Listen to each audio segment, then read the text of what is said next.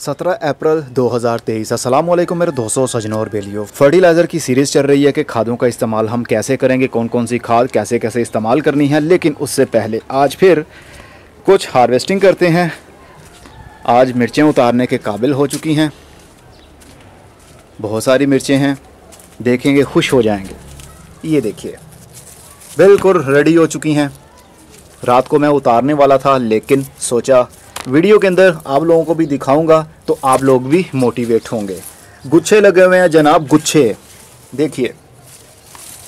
इन सभी को अब मैं हार्वेस्ट करने वाला हूं और उसके बाद बात करते हैं कि लीव कंपोस्ट हम कैसे इस्तेमाल कर सकते हैं। लीव कंपोस्ट यानी पत्तों की खाद का क्या फ़ायदा है, उससे पहले हम इसको उतार लेते हैं। ये रही जनाब आज की हार्वेस्ट। मिर्चें ही मिर्चें, अभी बहुत सारी मिर्चें लगी भी हुई हैं जिनका साइज़ थोड़ा छोटा था, इसलिए मैंने उनको उतारा नहीं है। वक्त के साथ साथ जैसे जैसे ये बड़ी होती जाएंगी, फूल खिलने के बाद में उनमें से मिर्चें भी बनती जाएंगी और इसी तरह हम वक्त के साथ साथ इनको उतारते रहेंगे जैसे जैसे हमारी किचन की ज़रूरत हुई। चलिए आज पत्तों की खाद पर बात करते हैं। एक पल के लिए फिर आप यही समझिए दुनिया में कोई खाद नहीं है, सिर्फ हमारे पास पत्ते ही हैं और उसी के थ्रू हमने पौधों को खाद बनाकर देनी है। तो वो हम कैसे देंगे? देखिए, खाद दो तरह की होती है, एक गर्म खाद और एक ठंडी खाद। गर्म खाद जिसके अंदर नाइट्रोजन ज़्यादा होगी वो खाद गर्म होगी, और जिसके अंदर नाइट्रोजन कम होगी, अमोनिया गैस मीथेन गैस कम होगी, इसका मतलब वो खाद ठंडी है। सबसे ज़्यादा गर्म खाद यूरिया खाद को समझा जाता है, जिसके अंदर तकरीबन 46% के करीब नाइट्रोजन होती है। तो जितनी नाइट्रोजन ज़्यादा उतनी ही खाद गर्म। पत्तों की खाद ठंडी खाद तस्वर की जाती है। इसके अंदर बहुत सारे हाउस प्लांट्स को लगाया जाता है, जैसा कि डहलिया। डहलिया एक ऐसा पौधा है जिसको ओनली पत्तों की खाद के अंदर भी लगाएं तो इतनी अच्छी ग्रोथ होती है कि यकीन मानिए आप खुद पर भी यकीन नहीं कर पाएंगे।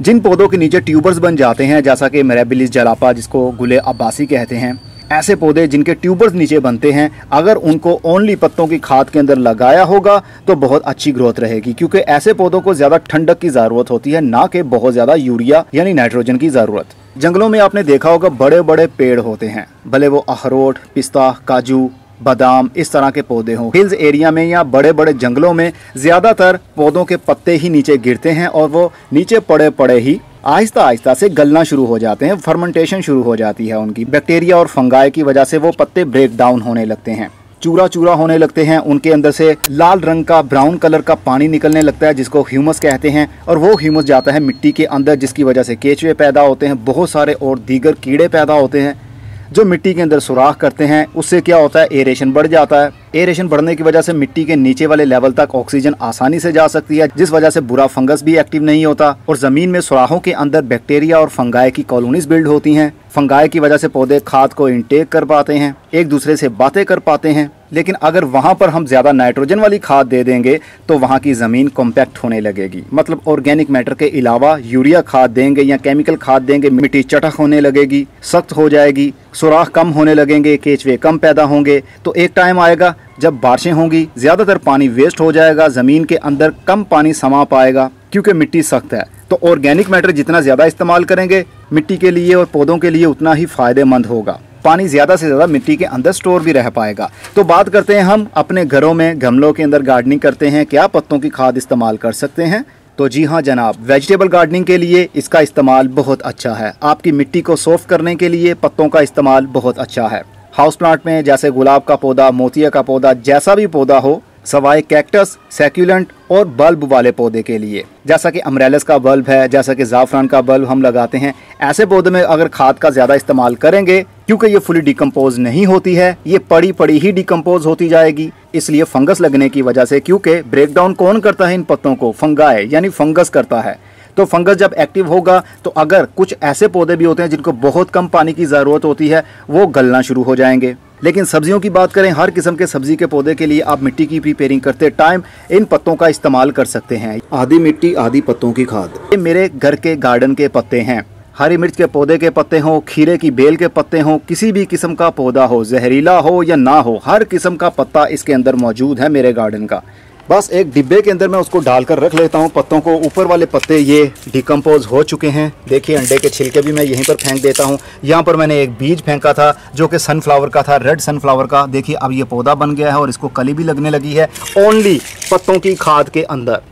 इसके नीचे वाले डिब्बे में बड़े बड़े पत्ते, टहनियाँ थी, ये देख सकते हैं आप, ये भी आहिस्ता आहिस्ता से ब्रेक डाउन होने लगी हैं और जो बीज इसके अंदर आ जाते हैं वो पड़े पड़े खुद ही जर्मिनेट होना शुरू हो जाते हैं। ये है साइप्रस वाइन का बीज, जो कि अब पौधे की सूरत ले चुका है। इवन कि यहाँ पर रोशनी भी नहीं आती, बिल्कुल ये बंद होता है, क्योंकि ये ठंडी खाद है। ठंडक की वजह से ही पौधे उगना शुरू हो जाते हैं। तो पानी का वक्त के साथ साथ मैं शावर करता रहता हूँ इनके ऊपर। तो देख सकते हैं ये ब्राउन कलर का मटेरियल बन जाता है। इसके अंदर से पानी भी टपकता है, जो कि नीचे वाले डिब्बे में जाता है, और नीचे जो बड़े पत्ते पड़े हुए हैं वो भी गीले हो जाते हैं, और एक टाइम आएगा वो ब्रेक डाउन हो जाएंगे, छोटे छोटे से टुकड़ों में खुद ब खुद ही बट जाएंगे। इसके अंदर बारीक बारीक सी टहनियाँ भी हैं, इसके अंदर पत्ते भी हैं, इसके अंदर बार्क भी है, जो दरख्त के बाहर वाला छिलका होता है कुछ वो भी है इसके अंदर, लेकिन ज़्यादातर इसके अंदर पत्ते ही हैं। बहुत अच्छा ऑर्गेनिक मैटर है ये, मिट्टी को सॉफ्ट करने के लिए, पौधों को उगाने के लिए। अगर इसके NPK रेशियो के ऊपर बात की जाए तो इसके अंदर नाइट्रोजन बहुत कम है। हम कुछ भी नहीं कह सकते इसके अंदर फॉस्फोरस कितना है, पोटाशियम कितना है, नाइट्रोजन कितना है, क्योंकि इसके अंदर कोई एक तरह का पत्ता नहीं है, तरह तरह के पत्ते हैं, मिक्स हुए हैं सब कुछ। फॉर एग्जाम्पल, अगर हम पालक के पत्तों को ही सुखाते हैं, उसकी ही कंपोस्ट बनाते हैं, तो उसके अंदर सबसे ज़्यादा क्या होगा? आयरन। पौधों को आयरन की ज़रूरत भी होती है, लेकिन हमने हर किस्म का पत्ता इकट्ठा कर लिया और वो बन गई हमारी एक कंप्लीट खाद। लेकिन इसके अंदर नाइट्रोजन बहुत कम होगी, क्योंकि ये ठंडी खाद है। इसको आप गीला करेंगे, 2 से 3 दिन के बाद इसको अंदर वाली साइड पर इसके अपनी उंगली लेकर जाएंगे तो अंदर भी ये ठंडी ही रहेगी, हीट नहीं होगी। गाय का गोबर हो या कोई सी भी कंपोस्ट हो, वो ऐसा नहीं करती, वो अंदर वाली साइड पर गर्म हो जाती है, क्योंकि उनके अंदर नाइट्रोजन भी होती है। लेकिन पत्तों की खाद के अंदर नाइट्रोजन बिल्कुल कम होगी। तो जिन पौधों को नाइट्रोजन की ज़रूरत बहुत कम होती है, उसके अंदर इसका इस्तेमाल किया जा सकता है। ये मिट्टी को ठंडा भी रखती है गर्मी के दिनों में। मिट्टी के अंदर इन टुकड़ों की वजह से एरेशन भी बढ़ जाता है, क्योंकि ये टुकड़े हैं, ये बिल्कुल पाउडर फॉर्म में नहीं होती। जैसे जैसे ये मिट्टी में मिक्स होती जाएगी, वैसे वैसे ये और भी ब्रेक डाउन होती जाएगी, और एक टाइम आएगा ये मिट्टी का ही एक हिस्सा बन जाएगी। लेकिन जब तक ये मिट्टी का हिस्सा नहीं बनती, ये आपकी मिट्टी को काफ़ी पोरस भी रखेगी, उसके अंदर एरेशन भी रहेगा, और पानी भी नीचे वाले लेवल तक पहुंच जाया करेगा। जैसे ही आप पानी देंगे, सारी मिट्टी बराबर की ही गीली होगी। ऐसा नहीं है कि एक साइड पर पानी खड़ा रहेगा और दूसरी साइड बिल्कुल खुश्क रहेगी। इसको इस्तेमाल करने का तरीका क्या है? देखिए, मैंने तो 100% इसका इस्तेमाल करके देखा है। मतलब कोई चीज़ के अंदर मिक्स नहीं की है, ओनली पत्तों की खाद ली और उसके अंदर हर किस्म का पौधा लगा कर भी देखा, सवाए कैक्टस, सैक्यूलेंट और जो बल्ब मिट्टी के अंदर बनते हैं, जैसे कि प्याज है। इस तरह की रूट्स जो मिट्टी के अंदर बन जाती हैं, गोल गोल सी प्याज तरह की, उन पौधों के लिए ये बिल्कुल भी सही नहीं है। वो प्याज ही अंदर पड़े पड़े गल जाएंगे। बाकी मैंने इसके अंदर सब्जियां भी लगा कर देखी, हाउस प्लांट्स भी लगा कर देखे, इवन के मैंने कलमें भी लगा कर देखी, लेकिन हर कलम इसके अंदर कामयाब नहीं हो पाती। उसकी वजह यह है कि इसके अंदर एरेशन बहुत ज़्यादा होता है, हवा का आना जाना बहुत ज़्यादा लगा रहता है, रोशनी भी काफ़ी नीचे तक चली जाती है सूरज की। इस वजह से कलम कामयाब नहीं हो पाती, क्योंकि कलम अपने पाँव पर खड़ी नहीं रह पाती। ये इतनी हल्की होती है खाद, क्योंकि ये सिर्फ पत्ते ही तो हैं। तो आज से आपके गार्डन में जितने भी पत्ते निकलें, खुश्क पत्ते हों, हरे पत्ते हों, जैसे ही सबको एक जगह पर इकट्ठा कर लेंगे, उसको एक डिब्बे के अंदर डाल लीजिए, पानी का शावर कर दीजिए। 1 महीने के बाद आप देखेंगे कि आपकी खाद ब्रेक डाउन हो चुकी है, पत्ते बिल्कुल नरम हो चुके हैं, हाथ लगाने पर वो टुकड़े बन रहे होंगे। इसका मतलब आपकी खाद बिल्कुल तैयार है।